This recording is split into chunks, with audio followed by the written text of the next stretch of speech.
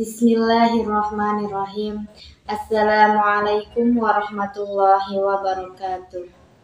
Innal hamdalillahi nahmaduhu wa nasta'inuhu wa nastaghfiruhu wa na'udzu billahi min syururi anfusina wa min sayyiati a'malina. May yahdihillahu fala mudhillalah wa may yudlilhu fala hadiyalah. Asyhadu an la ilaha illallah wa asyhadu anna Muhammadan abduhu wa rasuluh la nabiyya ba'da. Kalau Allah Ta'ala fil Qur'anil Karim, A'udzu billahi minasy syaithanir rajim. Bismillahirrahmanirrahim. Syahrul Ramadhanal ladzi unzila fihil Qur'anu hudan linnas wa bayyinatin minal huda wal furqan. Al-ayah. Sahabat kunci yang dirahmati Allah Subhanahu wa Ta'ala. Di bulan suci Ramadan banyak sekali peristiwa-peristiwa besar.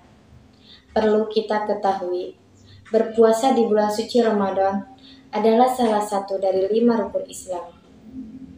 Bulan Ramadan adalah bulan ke-9 yang paling suci dalam kalender Islam, serta bulan yang paling mulia untuk kita mendekatkan diri kepada Allah Subhanahu wa Ta'ala.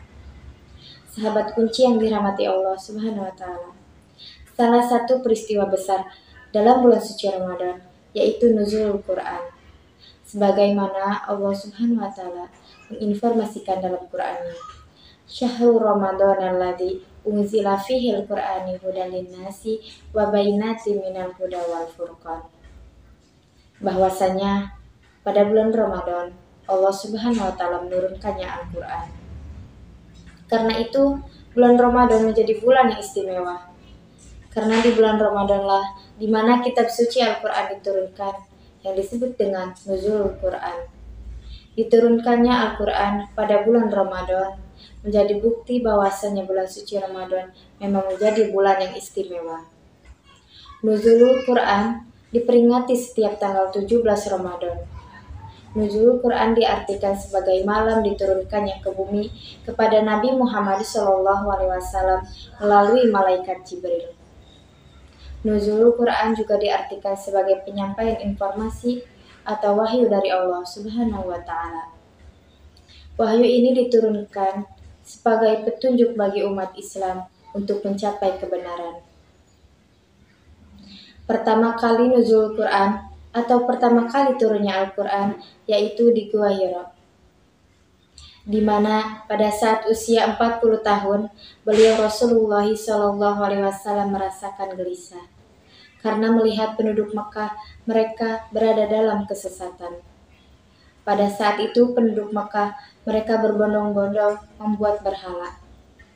Berhala itu mereka jadikan Tuhan mereka sendiri untuk mereka sembah. Adapun yang kaya, mereka membuatnya dari emas dan perak. Sedangkan yang miskin, mereka membuatnya dari kayu dan bambu. Dan ada lagi yang paling miskin, mereka membuatnya dari tepung terigu. Kemudian Rasulullah SAW pergi ke Bukit Tinggi. Di Gua Hira, beliau Rasulullah SAW meminta ampunan, meminta pertolongan kepada Allah Subhanahu wa Ta'ala. Kemudian Allah turunkan malaikat Jibril untuk menolong Rasulullah. Kemudian Jibril berkata, "Ya Rasulullah, ya Muhammad, Iqra, Iqra, Iqra." Bacalah. Kemudian apa respon Rasulullah SAW? Beliau menjawab, "Bagaimana aku membacanya? Sedangkan aku tidak pandai, sedangkan aku tidak pintar, sedangkan aku tidak bisa membaca. Lalu bagaimana aku membacanya?" Akan tetapi Jibril terus saja Iqra, Iqra, Iqra, menyuruh Nabi Muhammad SAW untuk membaca. Dari peristiwa itu turun wahyu pertama yaitu surat Al-Alaq ayat 1-5.